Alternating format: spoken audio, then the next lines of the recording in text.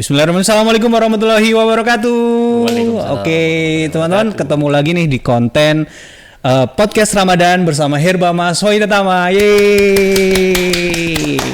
Oke, masih bersama saya di sini kan Triwidaya sebagai host di podcast Ramadan.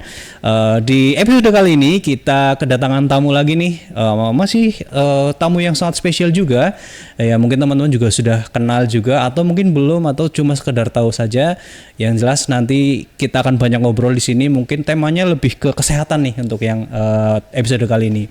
Yang sudah ada bersama kita di sini ada Pak Nanda dari Departemen QRND. Tepuk tangan. Oke. Sehat Pak Nanda? Sehat-sehat Mas Tri. Masya Allah. Masya Allah. Alhamdulillah. Akhirnya bisa berkesempatan ya. Alhamdulillah. Saya merasa sangat terhormat ini bisa mengundang Pak Nanda dan berkenan hadir. Bagaimana Pak? Puasanya masih lancar sampai sejauh ini? Alhamdulillah kalau saat ini sampai sejauh ini ya pasti harus selalu lancar dong. Oke, walaupun aktivitasnya mungkin padat ya Pak. Betul. Ada pasti seperti itu. Perjalanan keluar kota masih jalan juga Pak? Waduh, itu yang pasti perjalanan keluar kota meskipun kita punya rukhsah ya. Karena rukhsah punya keringanan untuk kita sebagai musafir kayak gitu, tapi yang kita utamakan tetap puasa harus jalan. Karena setahun sekali ya puasa Ramadan. Betul sekali. Mumpung ada momen kesempatan nih untuk bisa menambah atau booster pahala di situ, Mas. Masya Allah. Mumpung ketemu di Ramadan tahun ini harus dimaksimalkan gitu. Betul ya Pak ya. Sekali. Oke teman-teman, jadi di sini sudah kedatangan Pak Rizky Fernanda atau biasa disapa Pak Nanda dari Departemen QRND, manajer Departemen QRND. Mungkin bagi yang belum tahu Departemen QRND mungkin bisa dijelasin dulu nih Pak. QRND itu apa sih? Pekerjaannya di bidang apa? Atau mungkin dari apa aja sih yang di dalam QRND itu sendiri gitu Pak? Oke, terima kasih Mas Tri untuk waktunya dan kesempatannya untuk bisa berbincang di podcast pada sore hari ini. Sekedar menginformasikan, QRND itu biasanya kita menyebutnya terkait dengan bagian yang paling penting di dalam salah satu suatu industri obat tradisional. Kalau QRND itu mencangkupnya ada 3 cakupan subdepartemen. Di situ ada quality dan research development. Nah, quality-nya itu mencakup dari pemastian mutu dan juga pengawasan mutu. Atau biasanya kita kenal dengan quality assurance dan juga quality control. Bedanya apa tuh Pak? Nah, kalau pemastian mutu itu adalah memastikan bahwa suatu produk yang kita produksi dari hulu sampai hilir itu sampai ke tangan, bahkan sampai ke tangan customer, sampai didapatkan oleh customer itu tetap aman dan juga kualitasnya tetap terjaga. Itu QA berarti ya? QA assurance. Lebih ke assurance, memastikan produk yang diterima oleh customer itu yang pertama adalah aman dan juga dia bisa berkhasiat. Oke. Begitu. Terus kemudian ada Departemen Quality Control. Quality Control itu dia memastikan juga mengawasi selama jalannya proses produksi pada saat dia di awal proses produksi suatu produk sampai ke akhir sebelum dia itu didistribusikan atau dikirimkan ke beberapa customer itu kita memastikan sudah memenuhi standar yang sudah kita tentukan. Itu masuk ke quality control. QC, quality control. Kita melakukan pengecekan nih di situ, baik itu terkait dengan parameternya apa saja sih, parameter fisika, kimia dan juga mikrobiologi. Parameter fisika seperti apa? Contohnya, misal untuk produk kita ada kebanyakan produk madu nih. Madu contohnya nih ada di sini ya, contohnya ya. Produk madu itu kita lakukan pengujian fisik, secara fisiknya bentuknya seperti apa. Misalkan contohnya dia dari segi rasanya. Apakah dia madu pahit? Atau madu habat atau madu multiflora. Kalau misalkan dia madu habat tapi rasanya pahit kan nggak cocok tuh di situ. Pasti khawatirnya efeknya apa? Dampaknya akan menimbulkan produk komplain nanti di tangan customer. Saya belinya madu habat tapi kok rasanya pahit. Contoh seperti itu. Itu perlu dipastikan nih dari awal pada saat kedatangan, pada saat bahan baku yang kita siapkan, bahkan itu mau diproduksi sudah kita pastikan bahwa ini sudah sesuai loh di situ. Itu terkait dengan parameter fisiknya. Parameter kimianya seperti apa? Parameter kimia yang seperti biasanya kita ketahui bersama. Misalkan contoh terkait dengan kandungan logam. Nah, khawatirnya misalkan kita mengkonsumsi produk madu ternyata di situ ada beberapa kontaminasi logam-logam, entah itu mungkin dari bahan bakunya sendiri, entah itu mungkin dari selama proses produksi, kita kan nggak tahu. Kita akan mengambil sampel untuk dilakukan pengujian logamnya. Kandungan logamnya masih aman nggak sih? Oke. Nah, biasanya yang paling dikhawatirkan contohnya kan adalah kandungan timbal. di situ. Kandungan timbal yang ada di produk tertentu pasti akan kita lakukan pengujian.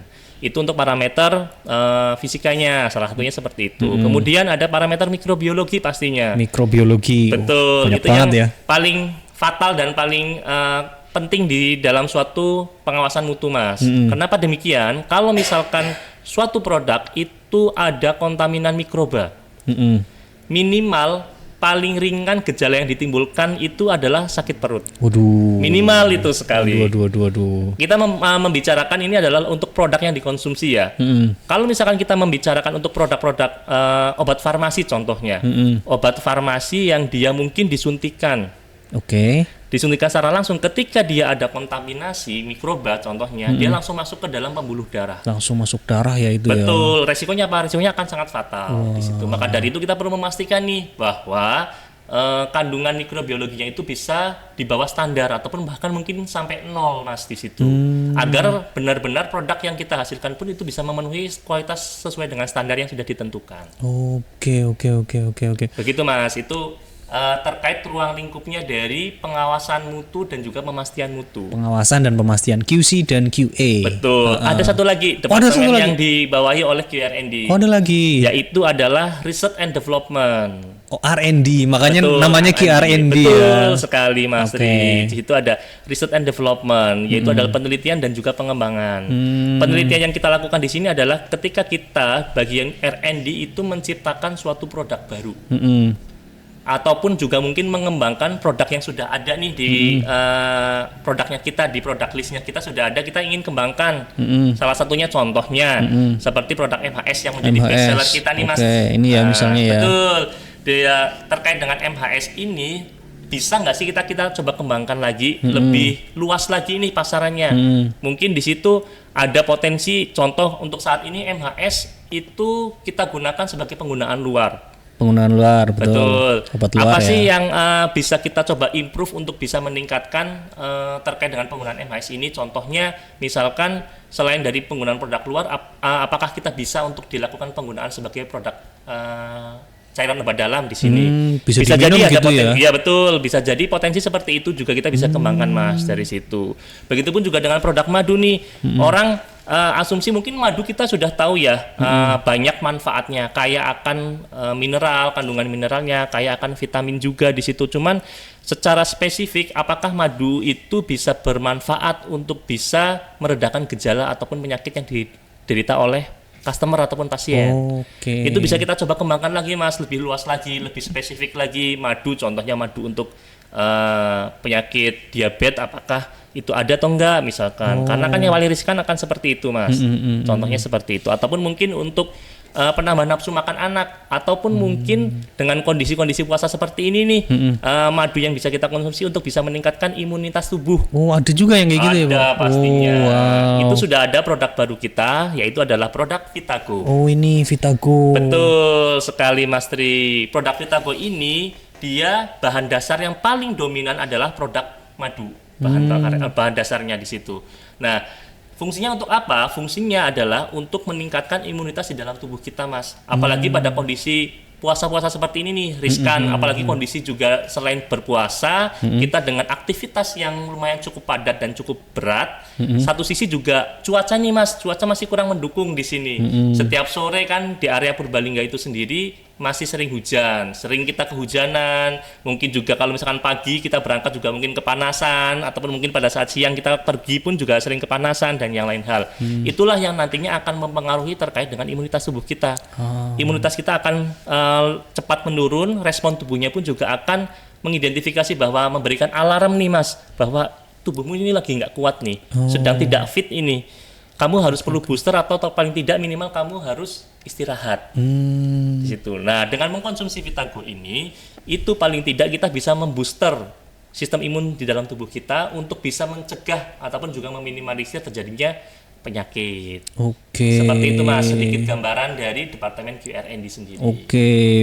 ini kompleks banget ya Pak ya. Betul di dalamnya sekali. ya ada tadi ada mikrobiologi, ada kimia, ada apalagi tadi juga, fisika, dan yang lain hal seperti itu. Menarik nih. Jadi berarti tadi yang sempat saya tangkap juga terkait ini ya, produk juga, pengembangan produk ya Pak ya. Betul, terkait dengan pengembangan produk. Oke, di sini kita juga produk madunya kan ada banyak nih ya Pak ya. Betul. Itu juga mereka masing-masing berarti punya fungsi dan juga punya kelebihannya masing-masing. Betul, tepat sekali Mas Tri. Untuk per masing-masing madu yang kita miliki di sini itu memiliki fungsi dan tujuannya masing-masing. Contohnya, misalkan untuk bagi penderita diabetes, kan dia tidak dicoba untuk meminimalisir, bukan tidak diperbolehkan ya, tapi meminimalisir untuk tidak mengkonsumsi yang manis-manis. Oke, betul. Sehingga kita menyediakan di sini ada madu pahit nih. Yang secara fungsi dia pun juga bisa mengontrol kadar gula darahnya. Selain itu pun juga dia tidak mudah untuk bisa meningkatkan kadar gula darah di dalam tubuh. Oke. Begitu. Selain itu pun juga dia mampu untuk memperlancar di saluran pencernaan juga Mas. Seperti itu. Madu pahit ya. Betul. Jadi tergantung dengan kondisi si pasien sendiri mereka butuhnya seperti apa. Misalkan contoh kalau misalkan anak saya ingin nafsu makannya meningkat nih contohnya, ada nggak sih produk madu yang bisa dikonsumsi untuk bisa meningkatkan nafsu makan? Ada. Apa tuh Pak? Contohnya yaitu adalah produk Sidavit kita. Oh, Sidavit ini juga madu juga Pak? Madu juga bahan dasarnya. Madu itu bisa kita coba explore lebih dalam lagi Mas, untuk bisa kita kembangkan fungsinya untuk lebih luas lagi Mas di situ. Oke, karena ini semuanya bahannya dari madu, artinya ini aman juga untuk dikonsumsi setiap hari ya Pak ya? Betul, sangat aman sekali karena kandungan di sini adalah 100% herbal murni Mas. Hanya saja memang belum ada laporan ataupun juga temuan terkait dengan efek samping dari produk bahan alam itu sendiri. Oh, belum sampai sejauh ini belum sampai ada. Sejauh ini belum ada laporan resiko yang itu mengakibatkan timbulnya efek samping. Potensi resiko pasti ada. Pasti ada ya. Cuman bagaimana cara kita itu mengontrol, bagaimana cara kita itu untuk mengkonsumsi produk itu sesuai dengan aturan yang sudah ditentukan di sini. Tidak bisa berlebih ataupun juga tidak kurang. Kalau misalkan kurang, dampaknya apa? Dampaknya adalah efek yang ditimbulkan itu pasti akan minim. Katakanlah misalkan kita harus mengkonsumsi 3 kali sehari 2 sendok makan. Cuman kita paling mengkonsumsi 3 kali sehari hanya 1 sendok makan. Pasti ya hanya kita mengkonsumsi secara rutinnya saja. Betul. Untuk jangka panjangnya mungkin nanti dia akan berefek, tapi untuk jangka pendek yang kita harapkan, saya minum obat kok, obat herbal kok nggak ada efeknya sama sekali. Nah itu mungkin salah dalam aturan pakainya. Aturan pakai. Begitupun juga kalau misalkan berlebih. Berlebih pun juga tidak baik ketika kita mengkonsumsi suatu produk. Karena apa? Di dalam suatu campuran produk di sini, contohnya ini adalah campuran madu murni dan juga ada kandungan ekstrak tumbuhan, Mas. Di dalam kandungan ekstrak tumbuhan inilah yang nantinya kita kan akan memperhitungkan dosisnya harusnya berapa sih dia minimal. Di situ kandungannya dia berapa, terus kemudian harusnya kita mengkonsumsinya berapa banyak. Untuk dewasa ukurannya dia berapa, untuk anak-anak usia di bawah 5 tahun dia berapa, untuk anak-anak usia rentan yang aktif dia di usia 6 tahun sampai 12 tahun dia berapa sendok misal. Itu sudah diperhitungkan terkait dengan dosisnya. Di RND sendiri sudah memperhitungkan terkait dengan hal tersebut, Mas. Mantap. Menarik kan, Mas? Mantap. Ini ya, jadi walaupun tadi kan sudah dibilang sama Pak Nanda ya, walaupun hal baik, tapi kalau terlalu berlebihan ya tetap aja ya. Kalau apapun yang berlebihan itu akan dampaknya malah jadi nggak baik ya Pak ya. Betul sekali, tepat sekali. Begitupun juga terkait dengan obat-obat kimia pun juga demikian kan. Apalagi kimia ya. Betul. Obat kimia pasti akan ada timbul efek samping yang memang itu akan terlihat, akan langsung mungkin dibuktikan. Contohnya misalkan Mas Tri menderita mungkin alergi contoh. Kebanyakan obat anti alergi itu efek sampingnya cuma satu, mengantuk. Oh, ngantuk. Oke. Maka dari itu biasanya ketika kita mengkonsumsi obat anti alergi harus pada saat malam hari, nggak pada saat pagi hari. Misalkan Mas Tri mau berangkat ke kantor nih, mengkonsumsi obat anti alergi terlebih dahulu. Nah, itu yang nanti akan berakibat fatal. Dikhawatirkan pada saat perjalanan mengantuk, malah timbul suatu hal yang tidak kita inginkan. Ya orang nggak minum obat aja ngantuk kan ya. Itu ya dari pertanyaan. Tambah ngantuk nanti tidur nanti naik motor. Betul. Oke. Iya, apalagi walaupun yang ini herbal pun tetap ada ini ya, tetap ada potensi ya. Ada potensi risiko. Karena apa, Mas?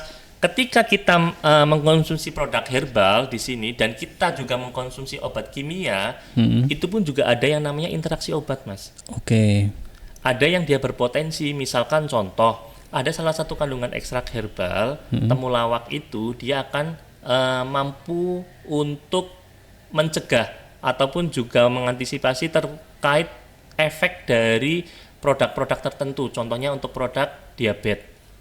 Oke. Dia itu ketika mengkonsumsi secara bersamaan antara mungkin ada yang terkait kandungan ekstrak temulawak di sini di Sidafit, dia dikonsumsi bersamaan dengan obat anti diabetes tanpa adanya jeda waktu, tanpa adanya kita memperhitungkan terkait dengan beberapa hal di situ. Efek obat anti diabetes itu tidak akan menurun. Karena dihambat oleh kinerjanya oleh dari ekstrak temulawak. Jadi efeknya kayak menetralisir malah ya. Betul, semacam seperti itu. Sama halnya kenapa ketika kita minum obat itu tidak boleh menggunakan susu, Mas. Oh, itu benar ya, Pak ya? Betul. Betul ya? Karena susu itu merupakan senyawa penetralisir dari racun.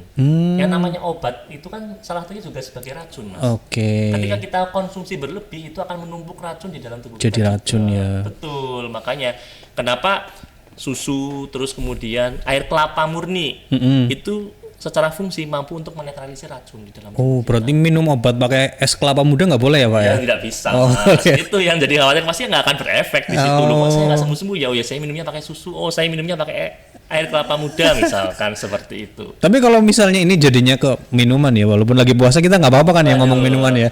Kalau sama teh manis, teh tawar kayak gitu itu masih boleh apa enggak? Atau ada efek netralisir juga?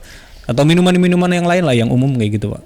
Jadi kalau mengkonsumsi obat itu paling aman dan paling mudah sebenarnya hanya pakai air putih, Mas. Air putih, lah. Iya. Kalau kita misalnya di air mineral ya. Air mineral lah di situ.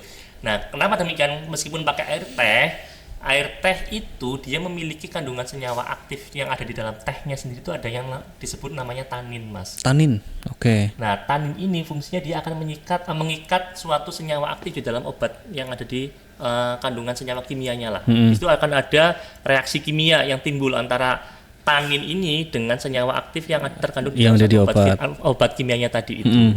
Maka dari itu bisa jadi potensinya obat kimianya itu juga akan menurun efeknya ketika dikonsumsi bersamaan dengan teh. Oh gitu. Betul. Amannya kalau memang misalkan dia tidak bisa mengkonsumsi obat dengan air putih atau air bening, itu bisa dengan menggunakan pisang, Mas, untuk lebih memudahkan proses menelannya.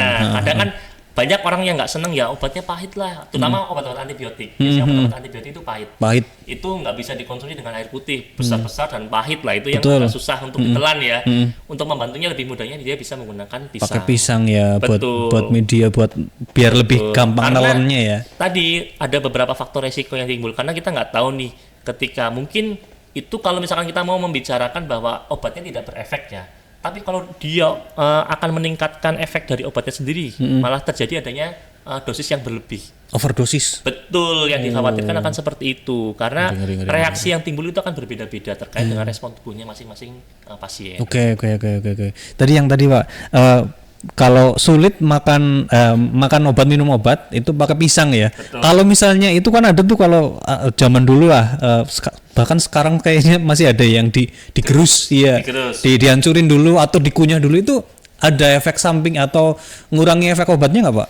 Nah, tidak semua obat farmasi ataupun obat kimia itu bisa dihancurkan atau digerus pada saat mengkonsumsi, Mas. Oke. Contoh yang dia itu obat-obat untuk lambung, yang untuk melindungi lambung.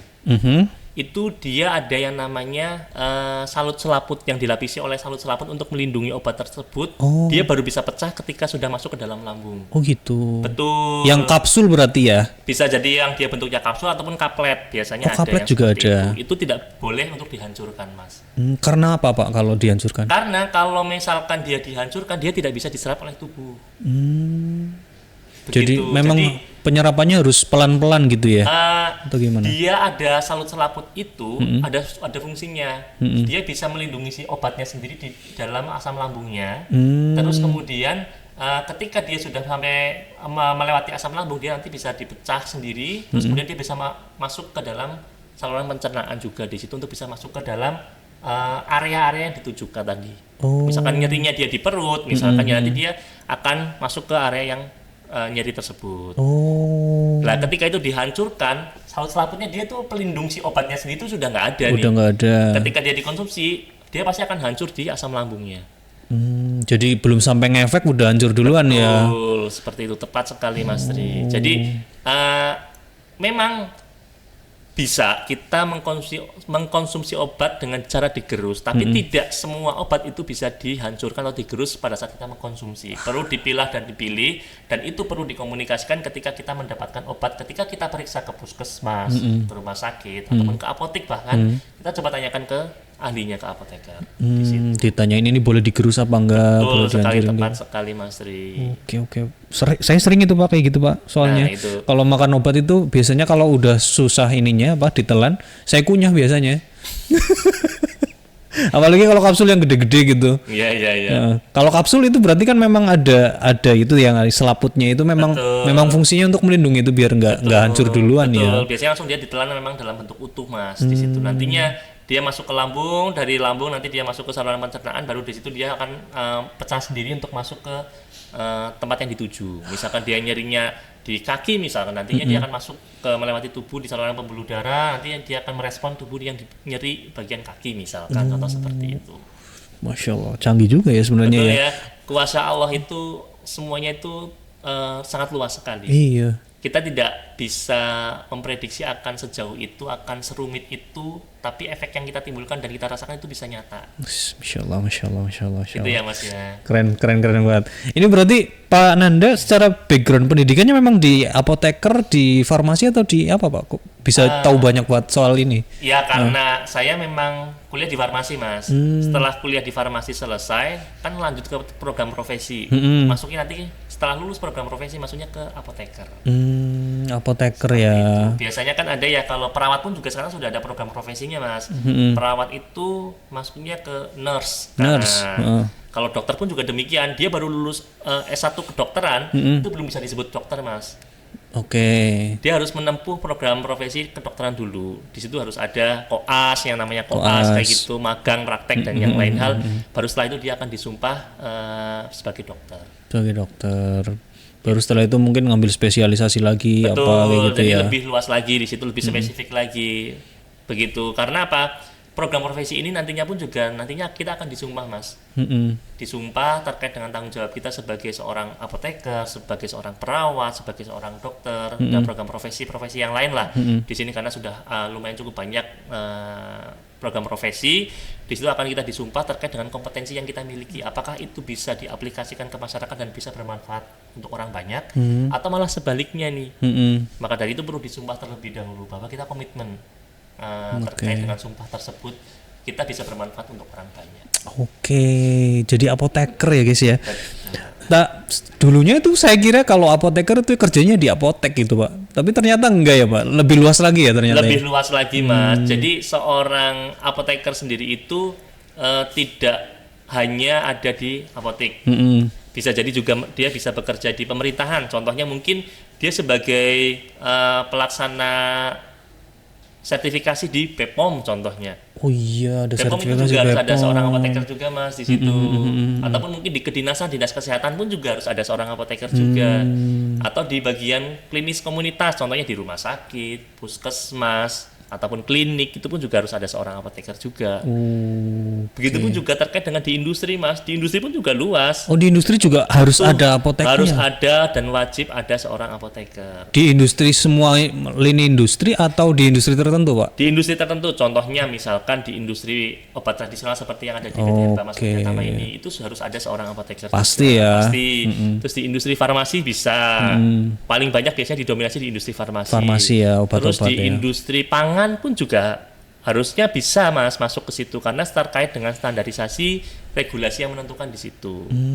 Pangan, terus kemudian kosmetik pun juga harus ada seorang apoteker juga. Kosmetik juga harus ada. Kosmetik harus ada seorang apoteker juga Mas. Oke.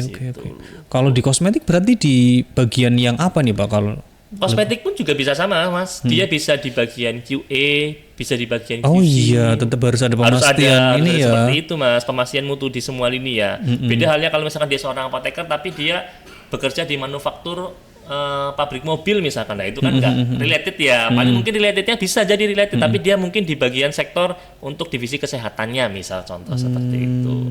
Oh, jadi luas banget ya ternyata. Betul, ya profesi apoteker ya. Tidak hanya semata-mata seorang apoteker itu bekerja di apotek. Gitu guys. Jadi ternyata ya apoteker itu cabangnya luas banget, bisa di mana-mana juga. Banyak juga perusahaan yang memang harus ada apotekernya juga ternyata ya. Tak kira dulu kalau jadi apoteker ya berarti antara kerja di apotek atau buka apotek kayak gitu, Pak. Iya, memang kebanyakan orang akan berasumsi seperti itu sih, Mas ya. Cuman ternyata setelah kita perdalam lagi dari segi keilmuan ataupun segi mata kuliah dan yang lain, hal itu lumayan cukup luas yang bisa kita pelajari dan bisa kita ambil potensi-potensi yang akan mengarah ke arah situ. Oke. Berarti kalau jadi apoteker, terutama misalnya nih di Herbamas itu, berarti ada kayak kalau dokter kan ada izin prakteknya nih. Kalau apoteker itu ada apa? Suratnya atau apa gitu? Ada juga, Mas. Apa itu, Pak? Yang namanya surat izin praktek juga ada. Oh, ada izin prakteknya juga. Maka dari itu di setiap industri obat tradisional, di setiap industri farmasi, industri kosmetik itu harus ada yang namanya apoteker penanggung jawab. Apoteker penanggung jawab. Biasanya dia ditempatkan di bagian QA juga. Di situ akan didaftarkan terkait dengan surat izin prakteknya nih, diminta di situ sebagai penanggung jawab selama jalannya proses produksi, pastinya memastikan produk yang dihasilkan itu sesuai dengan spesifikasi yang sudah ditentukan. Seperti itu. Ada surat izin prakteknya juga ternyata. Betul, ya ada surat izin prakteknya juga, Mas.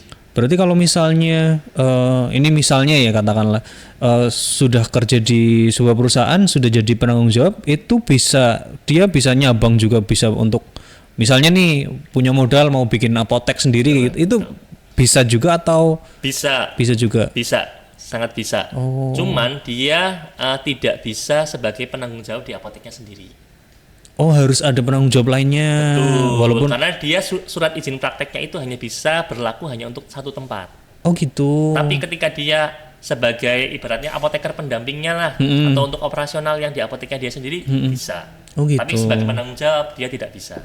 Oke, berarti izin prakteknya itu yang tadi ya, namanya apa berarti? Surat izin praktek.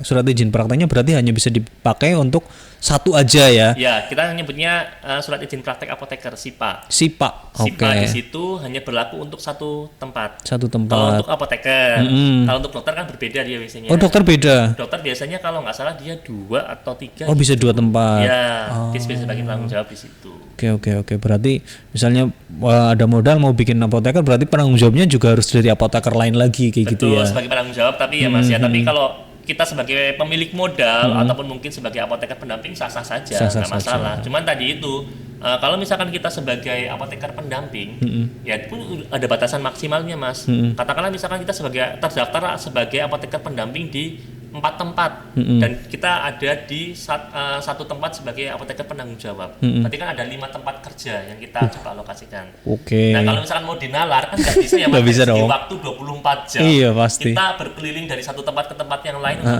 berpraktek lah ibaratnya seperti itu kan nggak bisa. Maka dari itu biasanya ada batasannya, kurang lebih sekitar 2-3 sebagai apoteker pendamping. Apoteker pendamping juga ada batasnya ya. Betul. Karena ya masa maruk banget gitu ya, sampai 5 gitu. Kalaupun memang misalkan semuanya punya sendiri pun juga kan secara fisik buat ini berpraktek kan secara logikanya nggak bisa, Mas, ya, di situ. Nggak efektif juga. Betul, ya. Betul sekali, Mas. Paling cuma digunakan namanya saja kayak gitu ya. Secara bertanggung jawab secara fisiknya mungkin kurang kayak gitu ya. Betul. Oke. Menarik. Jadi ini ya, kenapa dulu saya nggak ngambil apoteker ya? Semua orang itu kan punya jalan hidupnya masing-masing, Mas. Mantap. Kadang ada orang yang dia sudah terjun ke dunia farmasi ataupun apoteker itu, ketika dia mau ngambil profesi itu bilang sudah terlanjur, Mas. Ibaratnya mau dia mundur nggak bisa, mau dia maju pun juga ya mau nggak mau harus maju, memang terpaksanya harus maju. Karena untuk kondisi saat ini lulusan S1 farmasi ya, Mas ya, mungkin banyak yang memang membutuhkan, cuman terkait dengan pengurusan untuk izin dia berpraktek, izin dia bekerja di tempat-tempat fasilitas kesehatan dan yang lain, hal itu sangat terbatas. Karena yang dibutuhkan sekarang itu biasanya dia yang lulusan D3 farmasi malahan. Oh, malah yang D3 farmasi. Betul. Yang belum profesi malah ya? Iya, yang belum profesi banyak dia sebagai tenaga teknis kefarmasian namanya. Kalau dulu mungkin S1 farmasi bisa terdaftar sebagai tenaga teknis kefarmasian. Tapi kalau untuk saat ini dia beralihnya malah ke yang D3 farmasinya. Gitu. Kalau yang dia mengambil program profesi apoteker, dia bisa sebagai seorang apoteker lulusnya nanti. Kalau dia hanya di D3 farmasi, dia bisa sebagai tenaga teknis kefarmasiannya. Untuk membantu operasional dari apotekernya sendiri. Oh, lebih banyak malah apa ya istilahnya peluang kerjanya malah lebih banyak di yang itu ya. Betul, yang D3-nya Mas. Kalau misalkan peluang terkait dengan kerja seperti itu. Oke. Menarik nih. Berarti memang dari awal Pak Nanda ini secara pribadi memang secara ketertarikannya ke dunia farmasi sejak awal atau gimana Pak dulu Pak? Bisa meniti di jalur yang sekarang ini itu gimana ceritanya? Ceritanya lumayan cukup panjang ya Mas ya. Percaya nggak percaya, dulu saya tertarik ingin masuk ke farmasi itu karena guru saya Mas. Guru? Waktu di SMA, guru matematika saya, itu istrinya seorang apoteker. Nah, kalau anak-anak muda ya Mas ya, pengennya kan, saya pengen kerja nih, tapi cuman yang kerjanya nggak begitu berat lah, nggak begitu terlalu monoton dan yang lain hal gitu. Beliau menceritakan istri saya kerjaannya kalau di apotek cuman duduk itu melayani, paling ada customer dan yang lain hal kayak gitu. Cuman kayak gitu dapat omset harian pencapaian yang lumayan cukup tinggi kayak gitu kan. Kayaknya menarik nih ke situ gitu. Jadi akhirnya kita pas saya lulus SMA, saya nyoba untuk masuk ke farmasi ini. Ternyata Masya Allah beratnya di dalam itu ibaratnya seperti kawah canda di muka Mas. Penggodokan di situ saya pernah menyerah di situ. Ternyata seberat ini ya, boleh nggak sih kalau saya mundur kayak gitu. Cuman ya komitmennya dari orang tua saya, kamu yang memilih ingin masuk ke farmasi, kamu yang harus bertanggung jawab. Sudah akhirnya yaudah mau nggak mau saya harus berjuang, saya harus fighting di situ untuk bisa sampai lulus di S1 farmasi dan lanjut ke program profesi apoteker. Tapi dari keluarga ada yang di jalur farmasi juga Pak? Nggak ada, memang baru Pak Nanda aja di situ? Betul, kalau dari segi kesehatan ada, kakak saya sebagai seorang bidan. Tapi kalau untuk yang farmasi baru saya. Baru ya, oke. Berat ya ternyata ya? Sangat berat Mas, kalau misalkan mau dibilang tadi mungkin banyak yang menyerah di jalan pun juga ada. Teman-teman saya pun juga yang dia hampir lulus tapi sudah tidak mampu dan menyerah pun juga ada. Ya tadi tidak mengecilkan ini ya Mas peluang dan potensi ya. Betul. Itu kan kembali ke pribadi masing-masing sebenarnya. Ketika kita mau berusaha, ketika kita mau berjuang juga, apa yang kita inginkan pasti akan dipermudah semuanya. Betul sekali. Yang penting berusaha dulu, jangan menyerah. Siap. Terus dijalani dengan penuh keyakinan ya Pak ya. Betul ya. Betul sekali. Masya Allah. Di apoteker nih. Iya. Ini produknya kan udah banyak banget nih Pak di Herba Emas ya. Iya betul ini Mas. Berarti kalau di R&D-nya tim QR&D timnya Pak Nanda itu berarti setiap hari ada kayak ngeriset atau mencari produk baru atau gimana Pak? Pasti Mas. Sedikit cerita Mas, mohon maaf. Pada saat kita mengeluarkan ataupun membuat formulasi untuk produk Vitago, kita melakukan riset. Pengujian dari beberapa formula itu sebanyak apa Mas? Kita itu melakukan riset kurang lebih sekitar hampir 71 formula. 71 formula sampai ketemu formula yang sekarang ini? Sampai ketemu formula yang saat ini kita lakukan riset terus-menerus Mas, keberlangsungan. Kurang lebih hampir setahun lebih kita untuk mengembangkan produk Vitago. Setahun ya? Capek banget itu ya? Kalau mau dibilang capek ya pasti ya Mas ya, tapi kita melihat nih potensial pasar yang nanti akan kita dapat, kebermanfaatan untuk orang banyak itulah yang nantinya menjadi pelecut semangat bagi kita sebagai tim R&D itu mengembangkan suatu produk ini sendiri. Karena bedanya ya Mas ya, bukan mengecilkan dari ini. Banyak yang mengasumsikan seorang apoteker ataupun mungkin kita yang bekerja di industri farmasi itu tidak bermanfaat buat orang banyak, tapi jangan salah. Satu kali kita produksi satu produk ini contohnya Vitago saja. Vitago itu batch size-nya itu 10.000. 10.000. Batch size-nya satu kali produksi itu kurang lebih 10.000 Wow, botol. banyak juga ya. Dari 10.000 botol itu akan kita distribusikan ke seluruh Indonesia dan itu akan bermanfaat buat 10.000 orang. Wah. Satu kali produksi, Mas. Satu kali produksi ya. Kalau misalkan kita tidak bermanfaat ya tidak mungkin. Wow, pasti bermanfaat dong. Insya Allah pasti akan sangat bermanfaat. Cuman itu kembali lagi ke personil ya. Kalau misalnya kita tidak senang dan kita tidak suka, pasti akan melakukan sabotase dan yang lain hal nih di situ. Nah, hal-hal seperti itulah yang nantinya akan berdampak ke produk yang kita hasilkan. Bukannya produk yang kita hasilkan bisa bermanfaat buat orang banyak, bukannya produk yang kita hasilkan bisa menjadi berkah, malah bisa jadi menjadi musibah. Seperti itu. Itu yang kita hindari, yang kita khawatirkan. Oke, seperti itu, Mas. Ini produknya di Herbama sendiri memang sudah terpajang di sini semua atau masih ada yang belum terpajang, Pak? Untuk produk-produk kita sepertinya sudah. Sudah ya. Nantinya pasti akan bertambah lagi, Mas. Insya Allah di tahun 2026 ini semoga ada beberapa produk-produk baru yang coba kita kembangkan di situ. Oke, tapi itu masih rahasia kayaknya ya, Pak. Betul sekali. Itu masih rahasia ya, teman-teman ya. Itu spill dikit mungkin, Pak. Itu obat untuk diminum juga atau obat luar atau apa, Pak? Beragam. Ada yang dia untuk penggunaan obat luar, ada yang dia juga untuk diminum, untuk dikonsumsi pun juga ada. Oh, berarti nggak cuma satu ya? Betul, yang sedang kita kembangkan saat ini. Biasanya setiap tahun kita akan ada program, Mas. Program itu kita target kurang lebih sekitar 20-30 produk yang bisa kita kembangkan. 20-30 produk. Itu satu tahun? Satu tahun. Wow. 20-30 produk itu baru 30 produknya ya. Tapi kalau misalkan kita mau membicarakan per formulanya seperti yang tadi saya sampaikan, untuk kita membuat Vitago saja kita bisa mengembangkan kurang lebih sekitar 70 formula yang 20, kita kembangkan. 20 kali 70 berarti ya kalau farmasinya sampai betul, kurang lebih akan seperti itu. Wow. Sedikit gambaran saja.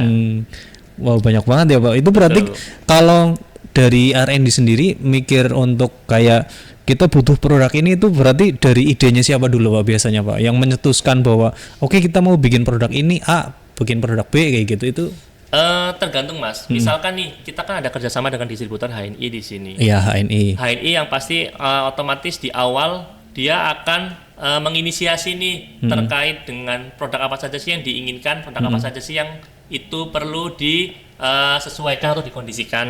Nah, kalau misalkan dari HNI ada permintaan, nantinya akan kita coba kembangkan. Akan tetapi kalau misalkan dari HNI tidak ada, nantinya dari tim R&D sendiri yang mencoba untuk mengeksplor, untuk menginisiasi terkait dengan hal tersebut.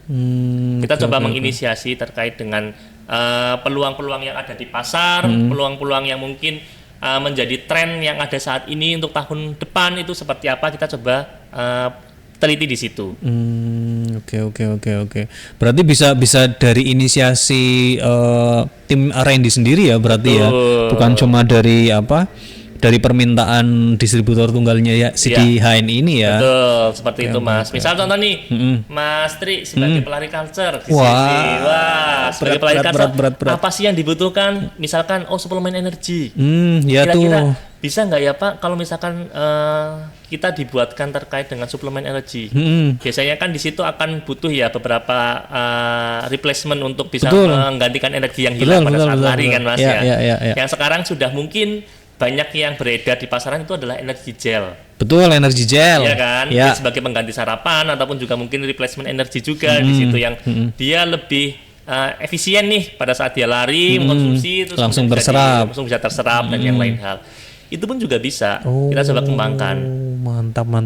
Berarti nanti nggak terbatas ya, berarti ya. Betul, produknya bisa apapun ya. Betul, cuman yang kita khawatirkan nih, Mas, jangan sampai produk yang kita distribusikan atau yang kita buat ini itu hanya berlangsung sementara.